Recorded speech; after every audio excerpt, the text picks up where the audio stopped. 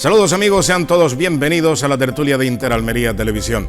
Hoy vamos a comenzar con nombres propios. Tenemos, por ejemplo, a Jesús Caicedo, que ha cesado al frente de la autoridad portuaria y ha sido sustituido por Rosario Soto, que por cierto era la candidata a presidir la autoridad portuaria antes que Jesús Caicedo, pero Jesús ya venía padrinado por Teodoro García Egea y al parecer esto pues primó bastante para que alcanzara esa presidencia. Y también tenemos dos nombres propios, los dos expresidentes del Partido Socialista Obrero Español, los dos presidentes de la Junta de Andalucía y los dos condenados por la corrupción, por la malversación de casi 700 millones de euros de los seres fraudulentos, la corrupción más abultada en la historia de España, en cuantía económica, y sobre todo también por la cuestión moral, porque era dinero que se dirigía en teoría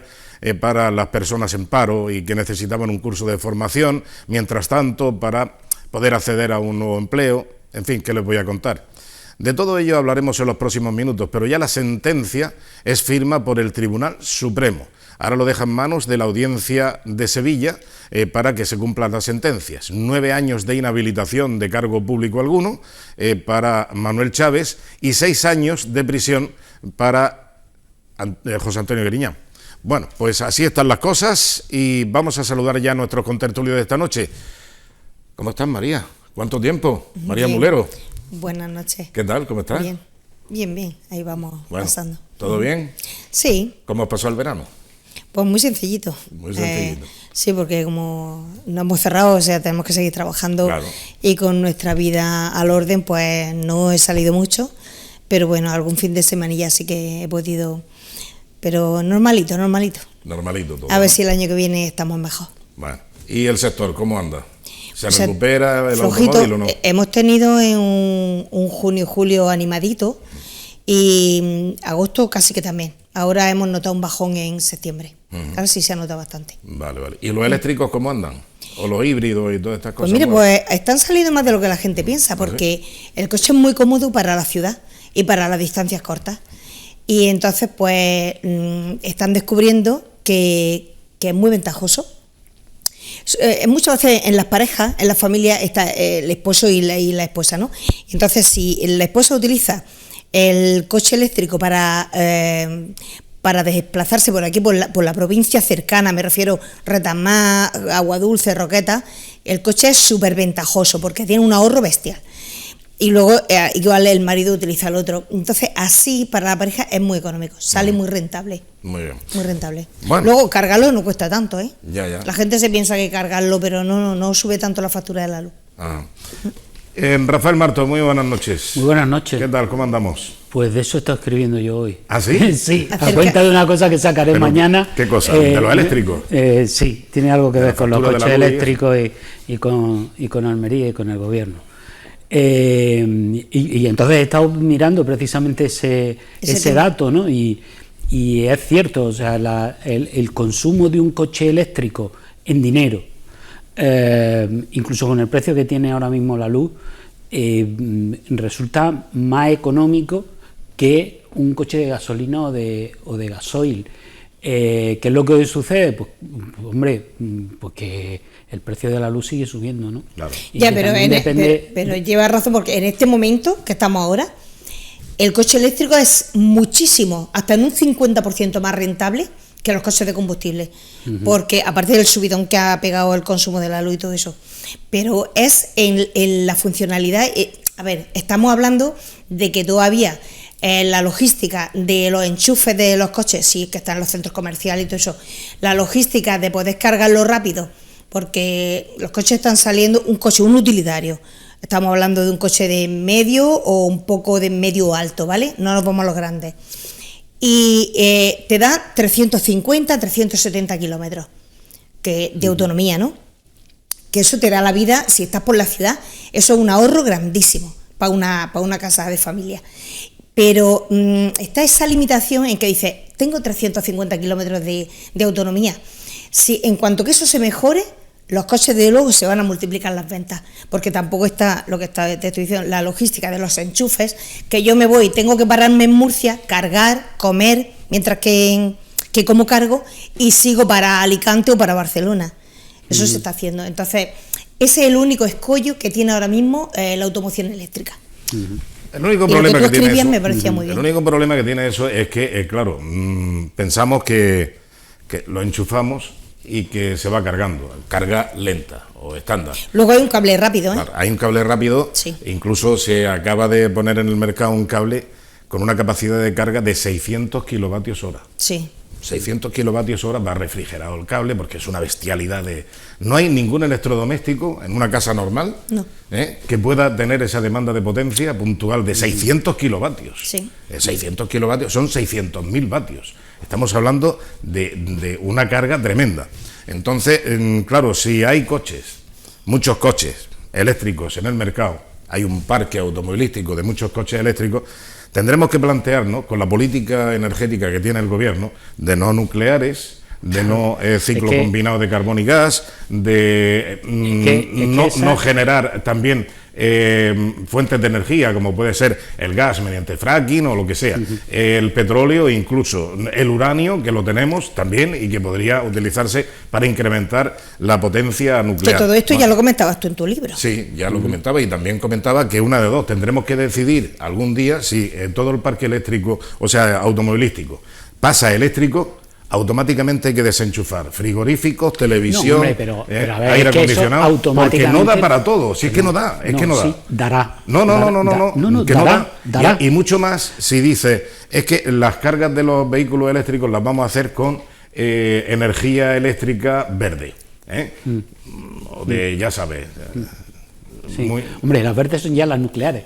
Sí, por eso te digo que las nucleares y el gas ya tiene la indexación de energía verde. Pero si dice con renovables, es decir, con solar, con eólica, mareomotriz y bueno, no sé qué otra, biomasa, todo, lo que sea, geotérmica, bueno, pues ese tipo de energías no son suficientes ni para un mínimo porcentaje de todo el parque automovilístico pasado eléctrico. Es que estás planteando de hoy para mañana, y de hoy para mañana no es nada, ¿no? No, si es que de hoy para mañana no hay ninguna previsión energética, porque ¿cuántas centrales nucleares tiene en proyecto el gobierno? Si es que esa no es la cuestión. La cuestión, no, me refiero a que esto es un proceso paulatino, y claro, como bien está diciendo María, ahora mismo hay una limitación que es unos 300 y pico kilómetros. Bien, ¿qué ocurrirá? Pues que precisamente a medida que crece la demanda de coche eléctrico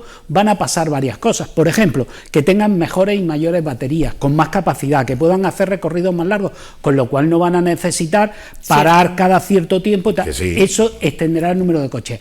A la vez, las baterías serán más eficientes, con lo cual, en vez de necesitar una hora para cargarse, se podrán cargar en media hora y esa energía que cargan le durará muchísimo más y tendrá mucho más. Y a la vez, pues, si tuviéramos otro gobierno, claro, no solo aquí, sino en más sitios tuviéramos otro gobierno, pues esa energía renovable, la nuclear, en fin, intentaríamos aprovechar todas las energías disponibles, claro. Y alguna más, ¿no? Y entonces, pues, claro que podremos hacerlo. Te pongo el ejemplo del petróleo, la gasolina. ¿Tú te crees que cuando empezaron los primeros coches alguien se pudo plantear que en el mundo podría haber tantos coches y tantas cosas funcionando con gasolina? Pero si es que ojo, no te equivoques. Claro, y además sin saber cuánto petróleo podía haber debajo de tierra. El primer coche no fue de gasolina.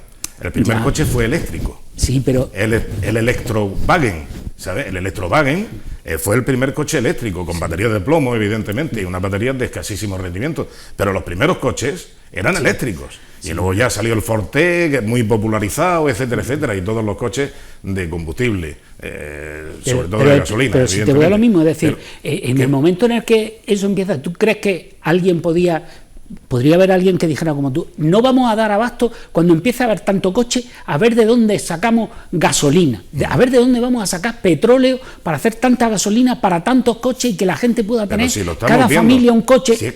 Pero si es que lo estamos viendo, si es que lo estamos viendo, si no tiene el gobierno una previsión y una proyección en un horizonte inmediato de generar energía eléctrica suficiente para un parque automovilístico eléctrico, evidentemente tendremos que desconectar cosas para poder cargar los coches. No hay potencia suficiente, no hay energía suficiente. La electricidad es pública. Lo que pasa es que el crecimiento del parque automovilístico es muy progresivo y muy lento, afortunadamente. Y ya se encargará, porque si no tendríamos un apagón. Porque no olviden una cosa, vamos a ver, se habla de carga rápida.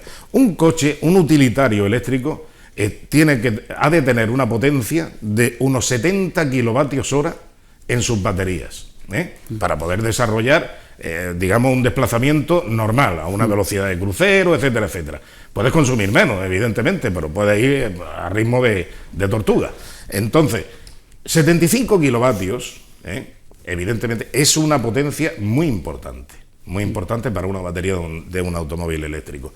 Pero has de tener en cuenta de que tú has tirado de la red más de 75 kilovatios para cargar esa batería. Sí. Hay unas pérdidas de transferencia porque tú tienes que convertir esa energía eléctrica de la red en una energía química, en un proceso químico que después devuelve en energía. Todos los procesos químicos producen unas pérdidas de transferencia. Entonces, el rendimiento de las baterías ha alcanzado, evidentemente, si es que las baterías de los coches son pequeñas pilas, unas pequeñas pilas que hay de litio-ion, ¿sabes? Que las ponen en paralelo y en serie y configuran más o menos una tensión de 75 voltios, algo así, y un puñado de amperios, muchísimos amperios, para generar esa energía. Estamos hablando de una energía que todavía necesita avanzar muchísimo más. Pero por eso te digo... Para rendimientos, para consumos, para eficacia, en definitiva. Es lógico. Todas las tecnologías van evolucionando. Pero lo cierto es que lo que no avanza es el gobierno en la proyección de la generación. Si ese es el problema. Si es que aquí vamos a cerrar centrales, las mejores centrales que tenemos son las energías nucleares, las centrales atómicas. ¿Por qué? Porque son las que producen más, tienen estabilidad y no tienen ninguna dependencia de si está nublado, está lloviendo o ha habido una calima y está ensuciado todas las placas solares y no producen. O a lo mejor hay una alta temperatura que es precisamente... Y cuando hace mucho sol y sube mucho la temperatura, las placas solares es cuando menos rinden, cuando menos potencia transmiten. Por lo tanto, es que hay mucha equivocación con este asunto. Y si vamos únicamente por los molinillos, las placas solares, otras energías verdes, etcétera, excluyendo la atómica y la del gas, que ya están en la indexación europea. Bueno, como verdes. Bueno, pues... ¿qué es lo que tienes que hacer? Francia tiene, y además tú lo habrás leído en el libro, que Francia tiene en proyecto 16 centrales nucleares para los próximos años, para estar en 2 o 3 años ya funcionando en Francia. 16 nuevas, aparte de las que ya tiene Francia, que ya, como bien saben todos, le compramos energía atómica a Francia, España. Cuando no tenemos capacidad suficiente. Fíjate, mira, estamos en una economía libre dentro de lo que cabe. Bueno, sí, libre. Depende. Entonces, si es la cesta de la compra. Entonces, quiero decirte que los primeros interesados en vender coches eléctricos, no me refiero al concesionario, evidentemente, ¿no? Los primeros interesados en vender coches eléctricos son aquellos que los producen. Por lo tanto, serán esas empresas las encargadas de presionar a nuestro gobierno y a otros gobiernos y al gobierno que haya cuando se acabe el actual, de presionarles para que ese tipo de cosas cambien, porque si no, evidentemente, si la gente ve que no evolucionan los coches, si la gente ve que el precio de la electricidad es cada vez más caro y tal, pues no comprarán coches eléctricos. Y como la idea en Europa es potenciar los vehículos eléctricos, todo eso lo van a tener que solucionar más pronto o más tarde, ¿no? Pero es que tú estableces una correlación sobre todo establezco la correlación de que afortunadamente España no es una isla. Como no es una isla y hay contrapoderes, en el sentido de que para algunas cosas están los gobiernos autonómicos, pero Europa, también tenemos la Unión Europea, y después está el libre mercado, es decir, empresas que tienen intereses, pues todo eso se tiene que acabar imponiendo. Ya, ¿no? pero es que tú estableces una correlación lógica entre sí, a lo mejor ese es el problema. la demanda del ciudadano y la respuesta correspondiente del gobierno, quien el administrador sí, que nos da general. chocolate en vez de pan, ¿no? Y no. Entonces eso no funciona así, porque lo lógico sería, ante una demanda del pueblo, una respuesta eficaz por parte del gobierno que lo administra. Pero no, aquí ocurre todo lo contrario. Ante una demanda importante de energía eléctrica, el gobierno cierra el grifo a la producción de energía y lo limita y se encarece. Claro. O sea, un desastre. Y luego, ante la demanda, por ejemplo, ¿qué te digo yo? Una que tenemos fresca. Ante la demanda del incremento exponencial que está observándose en la ocupación ilegal de viviendas, ¿qué es lo que hace el gobierno? Proteger al delincuente y desproteger al propietario. Sí, vamos, o sea, que no hay una correlación lógica entre lo que queremos los ciudadanos y lo que el gobierno debería de responder. Es que es así. Tenemos el gobierno que tenemos, por desgracia, que desatiende totalmente. Eso sí, tiene alguna ministra, como Pilar Llop, me parece que ha sido esa, la que decía, que dice, hombre, cada vez que me subo al metro o al autobús, ya ves tú que no se ha bajado del coche oficial. Eso digo yo, en el metro que se sube esta. Dice, cada vez, cuando subo al metro o al autobús, oigo a todo el mundo que está hablando del problema que hay con el Consejo General del Poder Judicial. Digo, es que esta gente ya nos toma por tontos, pero de remate. O sea, cuando salen a decir este tipo de cosas, porque tú lo habrás oído también. No, por supuesto. Claro, y el concesionario llegarán todos los días. Oye, este coche sí, pero lo que pasa es que no sé si comprarlo o no, porque depende de la decisión que se adopte para el TSJ. Sí, totalmente, totalmente. Sí. Bueno, en fin, pues esto es así. O sea que... El problema que tienen los que necesitan un coche, ¿verdad?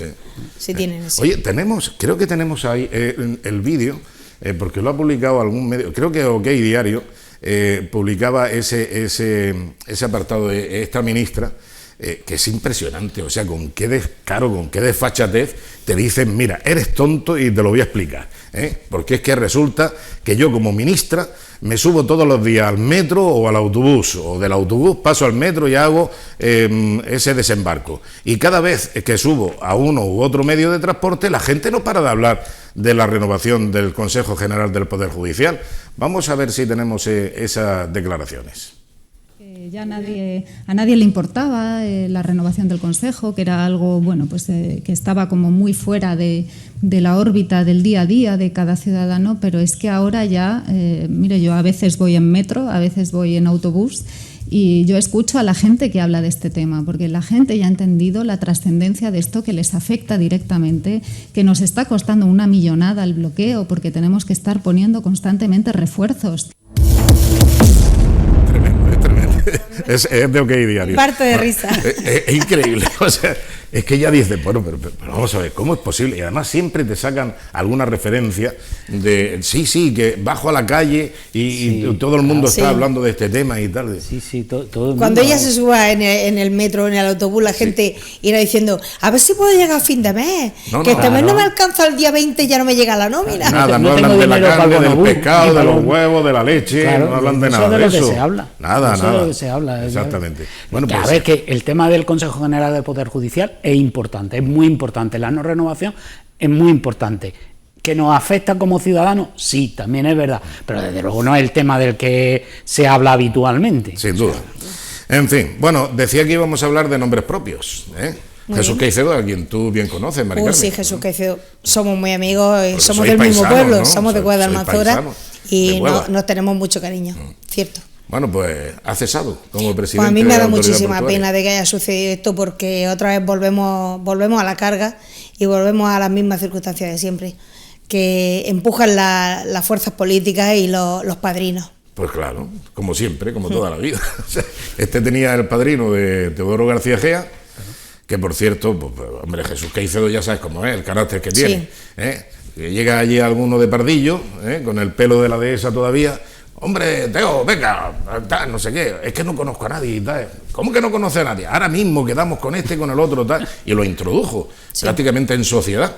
Y claro, pues en agradecimiento, Teodoro García Egea le nombró directamente presidente de la autoridad portuaria. Que dicho sea de paso, Jesús Caicedo ha hecho una labor intensa como presidente de la autoridad portuaria. Ha hecho muchas cosas Yo creo que ha sido, hasta la fecha, el mejor presidente de la autoridad portuaria en cosas que ha hecho. Evidentemente yo lo he criticado mucho como presidente, no como persona. A ver si nos entendemos. Yo me imaginaba eso. Por los asuntos... Ciertamente. Es que quien venga... Bueno, ahí tenemos a... mira, aquí lo tenemos en el estudio de Interalmería Televisión.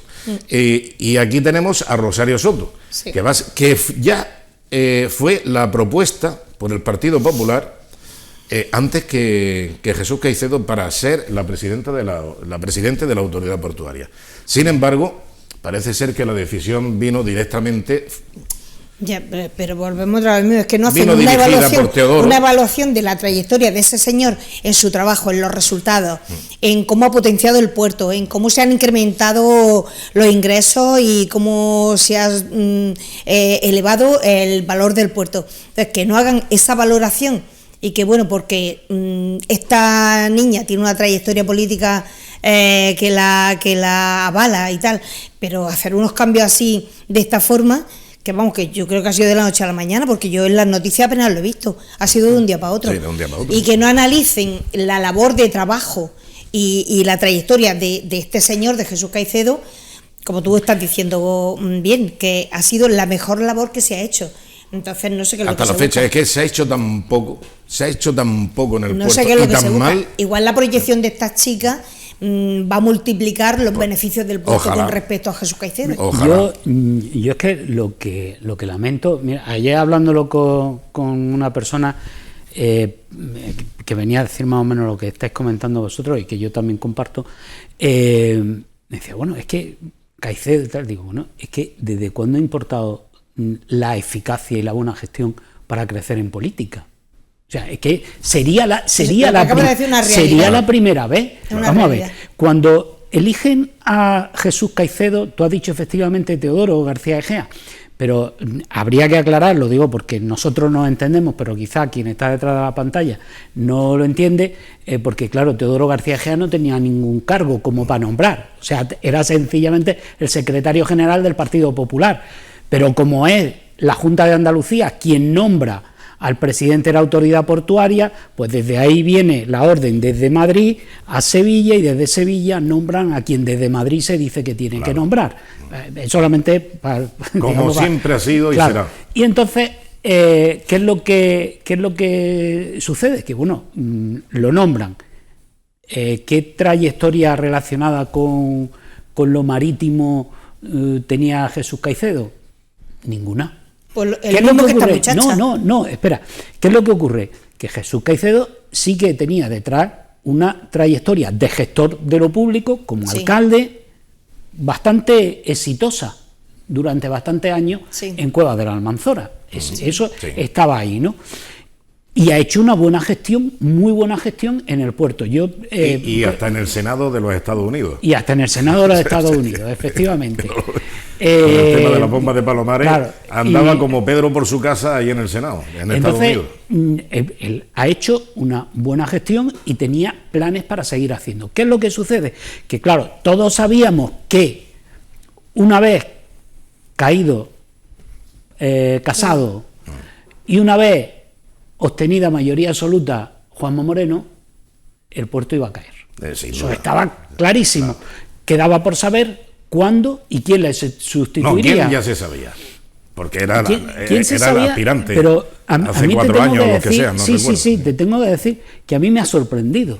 A mí me ha sorprendido porque efectivamente cuando nombraron a Caicedo, la propuesta oficialista del Partido Popular era Rosario Soto, y Rosario Soto se andaba postulando ella misma y cogió un rebote enorme cuando no la nombraron. Cierto. Muy grande. Y desde entonces desapareció. O sea, de Rosario Soto no hemos sabido nada hasta ahora. Por eso a mí incluso se me había olvidado que podía ser, una vez que quitaran a Caicedo, podía ser ella. Yo podía imaginarme cualquier otra persona, ¿no? Pero la verdad es que no me lo imaginaba. Ahora, bueno, pues ahora se tiene que examinar, quiero decir. Ahora vamos a ver, ¿no? Pero mira, la gestión. Yo digo una cosa. Yo creo que es irrelevante quién esté al frente, con sus matices, de la autoridad portuaria. Porque qué capacidad puede tener, o han tenido, los anteriores presidentes de la autoridad portuaria, que ha habido 2 mujeres, ahora llega la tercera, pero desde el presidente que colocó la valla, el anterior a Nonomate, que no me acuerdo ahora mismo del nombre, bueno, ya me acordaré, y sus siguientes, pues, ¿qué capacidad han tenido para solucionar problemas del puerto? Y para beneficiar a Almería, a la capital almeriense, porque el puerto siempre ha generado problemas a la ciudad. Siempre ha generado ruidos, contaminación, molestias, etcétera. Pero es que un puerto es un puerto. Tú acuérdate de los antiguos puertos árabes y romanos, que eran era un embrión de empresa, de comercio, claro, porque todos los comercios, el de la seda, el del oro, el de la plata, el de los minerales, donde estaban los puertos, claro, donde se vivía, todo el mundo comía del puerto. Sin duda. Y nuestro puerto no es nada comercial, nada. No, es comercial, pero con una muy endógeno, es decir, todo lo genera para sí, para sus adentros. Claro. Y entonces, claro, no deja ningún beneficio para la ciudad, si acaso un perjuicio. Camiones que transitan y que lo ponen todo perdido de polvo, el viento que levanta las polvaredas y las mete en el barrio de Pescadería y La Chanca, etcétera, o cuando no a toda la capital. Bueno, pues en definitiva, problemas. Ahora bien, ¿tiene capacidad Rosario Soto? ¿La ha tenido Jesús Caicedo? ¿La ha tenido o la va a tener alguien de solucionar el problema del puerto con la ciudad? Por ejemplo, ¿tienen capacidad para quitar la valla? ¿O esto depende de otra instancia? Porque no olvidemos que esto pertenece a puertos del Estado. Y el Estado ahora mismo está gobernado por un gobierno social comunista, cuyo presidente es Pedro Sánchez. Bueno, ¿tiene capacidad un presidente de la autoridad portuaria para decir, la estación marítima la vamos a quitar de donde está y la vamos a trasladar al puerto de Pechina, que es donde ponen las montañas esas de yeso? Y las montañas de yeso y los contenedores, salvo algunos que lógicamente por logística tienen que estar en la capital, nos los vamos a llevar al puerto industrial de Carboneras, que es su sitio. Sí. Bien. Y entonces la estación marítima la llevamos al puerto de Pechina y allí lo blindamos porque ha de tener una valla, porque es una frontera internacional. Bien, ya tenemos la valla libre, ya tenemos una solución importante para el puerto de Almería. Todos los ferries del norte de África, de la zona no Schengen, es decir, de los países que no pertenecen a la Unión Europea, como son Marruecos y Argelia, pues se quedan allí en un fondo de saco y el único perjuicio que hay para la ciudad es que hay una entrada con una barrera, que ya la hay, en la rotonda de los Sobrinos. Eso es lo único que vamos a ver. El resto de la valla ya no sirve para nada. Ya hay que quitarla y ya tenemos la ciudad con él. Pero ¿tiene capacidad Rosario Soto o el que venga? ¿O los que han estado como para decidir eso? No, yo estoy viendo que no. ¿Tienen capacidad para modificar el modelo del puerto de Almería, del batiburrillo que soy, que tenemos puerto comercial, contenedores, granel a la intemperie, luego tenemos a la policía, o sea, la Guardia Civil, aduanas, salvamento marítimo, los ferries del norte de África con la frontera internacional, los cruceros, ahí tenemos todo, los remolcadores, los amarradores, todo el mundo está allí. Y nuestro puerto no es grande para soportar tanto. Por eso digo, es un batiburrillo, siendo una bombonera que podría administrarse de una manera eficaz y maravillosa, sí, porque, vuelvo a insistir, no hay un puerto de una ciudad de 200.000 habitantes que esté tan imbricado con la ciudad, que esté tan cerca. Los puertos normalmente están retirados y tú te bajas de un crucero que atraque en el muelle de Levante y en 7 minutos ya está en el centro de Almería, andando, Eso no lo tiene esa facilidad no la tiene ningún puerto en la costa mediterránea. De vez en cuando me paseo por las costas andaluzas, no voy a puntualizar nada porque... Y hay otras ciudades muy cercanas a nosotros, todas de la costa, y lo que es el puerto que está lleno de comercio, eso es una joya. Bueno, es la joya de la ciudad. Málaga, o Alicante, o... Es que no quería pronunciarme, pero... Cartagena, sin ir más lejos, por ejemplo. Una preciosidad. Lo que se hizo en hay unos restaurantes en el puerto que flipan. Pero, a ver... Pero tiene capacidad, yo pregunto, ¿tiene capacidad para hacer eso? Mira, la importancia, reflejo de lo que podría ser nuestro puerto, lo tenemos cuando nos invadieron los genoveses y lo destruyeron. Sí. Luego le hemos puesto la bandera suya, ¿no? Sí, es verdad. Así Somos son, de agradecidos. Así son, ¿no? Pero lo que pudo ser este puerto lo tenemos fue ahí. Un magnífico papa, el instructor de esa invasión. Que era genovés. Exactamente. Es que no me acuerdo ahora mismo el papa que era, pero vamos, el papa era un canalla. porque es que además ordenó la destrucción total de Almería, porque además le estábamos fastidiando a Génova. Echó sacos de sal en toda la zona de Níjar. Sí, ordenó la destrucción. Para eso. Papa maldito. Pero a lo que voy es a que eso es reflejo de la importancia que podría tener este puerto en todo el Mediterráneo, o sea, que ya lo fue, ¿no? Entonces, tú decías, ¿qué capacidad tienen? Pues mira, es que tienen muy poca, por algo de lo que tú has dicho, y es que el puerto pertenece al Estado, son trabajadores del Estado. De hecho, yo recuerdo a una de las expresidentas, que no es la última, Ortiz, sino la anterior, Trini Cabeo, que recuerdo cómo apoyaba una huelga de sus propios trabajadores. Claro, era una huelga contra el gobierno central, que era del Partido Popular, ella era socialista, nombrada por la Junta de Andalucía, entonces es muy raro la jefa apoyando a los trabajadores, ¿no? Claro. En una huelga. ¿Por qué? Porque al final era una huelga contra el Partido Popular, ¿no? Pero ahí tenemos ya una especie de disfunción. El presidente depende del gobierno autonómico y, por lo tanto, digamos, no voy a decir que obedece, digamos que mantienen una misma sintonía política sobre cómo deben funcionar las cosas.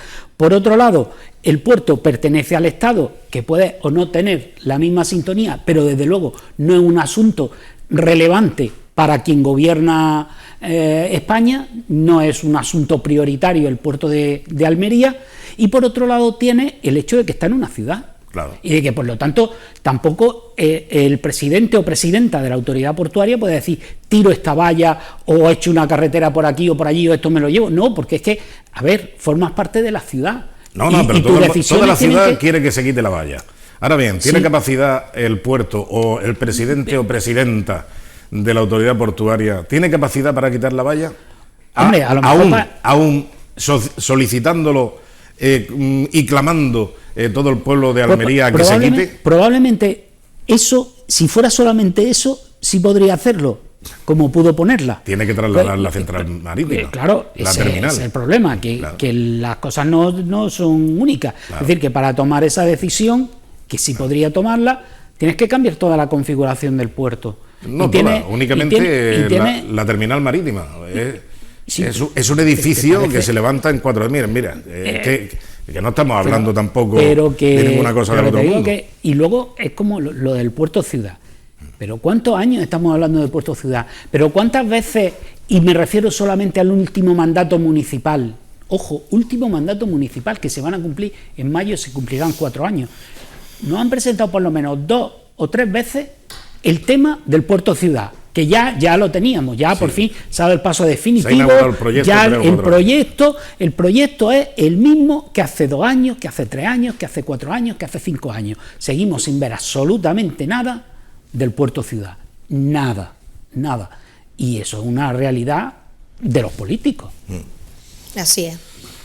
Bueno, pues a ver si... Lo que pasa es que aunque la muchacheta, la nueva presidenta del puerto, aunque ya tenga proyectos en su mente para realizar, luego tampoco depende de ella sola, también depende de toda la Junta y de las solicitudes al Gobierno, de que hasta dónde le quieran conceder o no conceder, porque ella puede querer hacer maravillas, y si no se lo permiten desde arriba le dirán, cállate bonica, quédate en tu silla, que ya hablaremos más adelante. ¿Qué puede pasar? Bueno, pues vamos a ver lo que ocurre. Ahora la nueva entrega del proyecto Puerto Ciudad, Master Plan, claro, etcétera, todo eso lo veremos. Eso, ¿sabes lo que ocurre? Que probablemente Rosario Soto, a quien felicito desde aquí por su nombramiento, hay que felicitarla y desearle la mejor de la suerte, suerte y acierto. Sí. Suerte y acierto en la gestión, porque muchas veces no necesita únicamente suerte, sino también bastante acierto. Claro, pero tú decías lo de otra vez el Puerto Ciudad. Claro, ahora ella llega y lo primero que tendrá que hacer, como hace cualquiera que llega a un sitio de estos, es traerme los papeles. Sí. Vamos a ver cómo está esto, cómo está lo otro, cómo están los presupuestos, cómo está el tema del Puerto Ciudad, pero no lo que sabemos nosotros, sino los papeles que hay allí dentro del puerto. Sí. ¿Cómo están las relaciones con esto? ¿Cuánto está entrando de esto? ¿Cuánto? De ahí que se puede... Claro, eso necesitas tiempo para enterarte. Claro, tiempo son meses. Pues ya que ha conseguido el puesto, a ver si llega con energías nuevas y tiene ganas de mover las cosas y hace modificaciones interesantes para nuestra ciudad. Que se note que es mujer, que, bueno, es mujer, me refiero por lo de la ley de paridad, que tiene ideas vanguardistas, que hay modificaciones muy interesantes, comerciales sobre todo, para la prosperidad del puerto, que es lo que se pretende, y el disfrute también de los almerienses, porque claro, es un puerto que no podemos disfrutar los almerienses. Tú no puedes decir, me voy a tomar un helado y al puerto que hay 2 heladerías, un restaurante o una galería de arte. El puerto es un puerto tan soso que no nos sirve para nada a los almerienses. No, sí, soso no es, tiene su actividad, pero industrial y comercial. Sí, yo estoy hablando de una actividad lúdica. De reja para adentro. Claro. O sea, que de valla para afuera, pues bueno, pues no sabemos lo que hay ahí. Se ve la valla y se ve la bugambilla. Pues ojalá, yo también felicito a Rosario Soto, que le vaya muy bien, que haga muchas cosas interesantes y que lo trabaje. Por cierto, que quien se ha felicitado también por este nombramiento es la alcaldesa de Almería.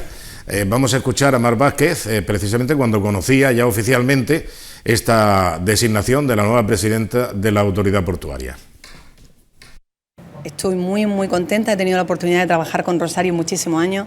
Es una mujer, es una gran gestora, es una mujer comprometida con Almería, lo ha demostrado todos estos años que ha estado en la ciudad. Y estoy segura que va a hacer una gran labor. Nosotros ya hemos tenido la oportunidad incluso de hablar, porque ella cuando coge los temas los coge desde el principio con gran pasión y con gran profesionalidad, y ya hemos tenido oportunidad de hablar del puerto ciudad, y ahora nos queda un reto importante con ella cuando ya coja todos los temas, para ser capaces de que el ciudadano pueda visibilizar ese cambio que va a ser trascendente para nuestra ciudad en cuanto a turismo, en cuanto a inversiones, en cuanto a la llegada de cruceros, y sé que ella es la persona indicada para hacerlo. Bueno, pues vamos a ver si es verdad. Pues mira, justo está María Vázquez diciendo lo que estamos comentando nosotros, ¿cierto? A ver si es posible civilizar ese puerto en cuanto a ese batiburrillo que ahora mismo, es que claro, no es muy apetecible llegar en un crucero y encontrarte con un viento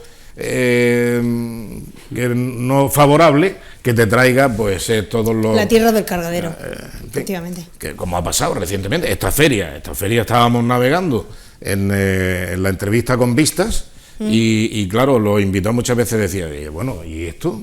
Y es que había un barco muy grande con un cargamento de yeso para Canadá, que claro, estaba... De yeso. Claro, de yeso, y entonces claro, es que pasa una cosa, que tienen unas cintas transportadoras que las cargan con una pala, pero luego tiene una vertedera, y la vertedera, desde que sale el yeso por la vertedera y cae a la bodega del barco, no pues el viento se encarga de hacer su trabajo. Y claro, dice, Dios mío, ¿cómo es posible que esto? Luego tienen las vallas atrapapolvo, no sé qué, las pantallas atrapapolvo y todo este tipo de cosas. Sí, sí. Pero bueno, de nada vale, porque tiene ahí, por eso digo, lo de civilizar el puerto. ¿Cómo se civiliza el puerto? Pues es para el turismo, para los cruceros, para el comercio, que también ha de florecer. Pues, hombre, hay que ir a Málaga y ver el proyecto Puerto Ciudad como está. Tú decías, alguna sala de exposiciones. Allí tienen un museo. Claro. Allí tienen un museo, más que una sala de exposiciones, el Centro Pompidou. Y luego tienes pues restaurantes, los mejores que puedes encontrar en Málaga, marisquería, cafetería, tal. Y luego la gente que va paseando, y las grandes loras también de la navegación recreativa, que también pueden atracar dentro del puerto de Málaga. Y una cosa que desconozco es si eso va es proporcional a la profundidad del puerto, el que entre en las grandes loras. Sí, no, más bien es por la disposición. Mira, aquí tenemos calado suficiente de sobra en el puerto de Almería para las grandes loras, porque tenemos aproximadamente, hay una media de entre 9 y 11 metros de profundidad. Bien. Entonces, ahí puede entrar cualquier embarcación, hasta un portaaviones puede entrar. De hecho, entran el portaaeronave que tenemos nosotros, Príncipe Felipe, ¿se llama? O no sé, pero vamos, que barcos militares... Un helicóptero y tal. Bueno, también creo que despegan aviones. Bueno, total, que en el puerto de Almería, pues, incluso el puerto que había en el cargadero, o sea, el cargadero francés, del cable francés, no del inglés, del cable inglés, tiene incluso mayor calado, porque tiene 11 metros en todo lo que es ese puerto, que sería magnífico para una ampliación del Club de Mar. Demuestra que tenemos un puerto interesante. Claro, si el puerto tiene capacidad. Lo que pasa es que tiene más capacidad todavía, si cabe, el puerto de Carbonera, porque está concebido para un uso industrial. Entonces, pues bueno, pues tiene más capacidad, porque tiene los muelles. Habría que separar lo industrial de lo comercial y de turismo. Claro.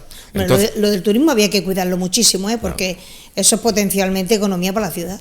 Pero yo no sé si hay capacidad por parte de una gestión nueva de la autoridad portuaria para poder reconfigurar el puerto. Yo creo que con imaginación y buenos contactos se pueden conseguir muchas cosas. Sí, vamos a ver. Es decir, a veces igual no tienes la capacidad directa de hacer cosas, pero tienes capacidad de influir. Hombre, y tampoco va a estar este gobierno toda la vida.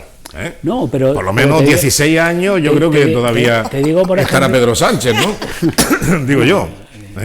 Vamos a ver cuándo da por concluido el mandato, que no está tan fácil saber cuándo concluye el mandato de este presidente. Por eso digo, échale 16 años más, a ver. Él ya empezó a contar de otra manera a como habían contado sus antecesores. Sí. Ahora no era desde las elecciones, sino desde la toma de posesión, que son un par de mesecillos más. Ya. Oye, antes de irnos a publicidad, ¿y qué pensáis que hará ahora Jesús Caicedo? Porque no ha aparecido en los medios de comunicación, en las redes y todo eso, no se sabe nada, ¿no? Después de este nombramiento. No, yo hablé con él ayer. ¿Ah, sí? ¿Qué? Cuéntanos. No, nada. No me dio tampoco ninguna pista. Supongo a mis cosas. Sus cosas son pues a lo que se venía dedicando hasta que lo nombraron para el puerto. Ya. Él estaba en Madrid con sus negocios y sus relaciones y sus contactos y demás, y supongo que volverá a Madrid. Ya. Pero no a sus labores, labores. O sea que de política y cosas de esas no. No, si él estaba apartado de la política, o sea, si él, de hecho, creo recordar que me dijo cuando lo nombraron que el contacto que tuvo con Teodoro García Egea fue en Madrid, ni siquiera fue en Cuevas, ni Murcia, ni nada de eso, sino que fue estando en Madrid, un desayuno, no sé qué, tal. ¿Y se esperaba esto que ha sucedido o no lo has preguntado por ahí? No le he preguntado por eso, pero... Venga, anda ya, mojate, que sabemos por lo que callas que por lo que hablas. Vamos. No le he preguntado, en serio, no le he preguntado. ¿En serio? En serio. No un periodista como tú no le pregunta a Jesús Caicedo, oye, Jesús, ¿y no te esperabas tú esto? No se lo he preguntado. Sabiendo que ya no se lo he preguntado porque como no iba a sacar declaraciones suyas sobre el tema, pues tampoco le quise preguntar, tampoco le quise preguntar sobre algo tan concreto cuando si yo me lo imaginaba y, como estamos comentando aquí, era algo que se veía venir. Es decir, a raíz de los cambios que había habido, era pues, hombre, el que es perro viejo pues sabe que sabía que esto tendría que pasar más pronto o más tarde, ¿no? Otra cosa es que también podría pensar, bueno, pues si estoy haciendo adoptar, pues a lo mejor sigo, sí, pero era un puerto muy goloso, el de la autoridad portuaria. Sí, eso dicen, que es un puesto goloso, es como una satrapía, ¿no? Sí, hombre, es que no responde ante casi nadie de tus decisiones, porque, claro, por una parte tienes, volvemos a lo mismo, puertos del Estado, y por otro lado la Junta de Andalucía. Entonces, bueno, pues si no haces bien las cosas, siempre tienes una culpa, siempre tienes alguien a quien echarle la culpa. Es que la Junta no me deja, es que el gobierno no me deja. Sí, tiene a dos bandas. Entonces, se porta medio goloso porque no te piden que trabajes. A ver, goloso es porque tiene una nómina bastante exquisita, buena. Pero luego que tampoco te piden que trabajes. No, hombre, claro que te piden que trabajes porque tú tienes que presentar unos resultados y tienes que, también va en tu propio orgullo personal y en tu propia capacidad de trabajo.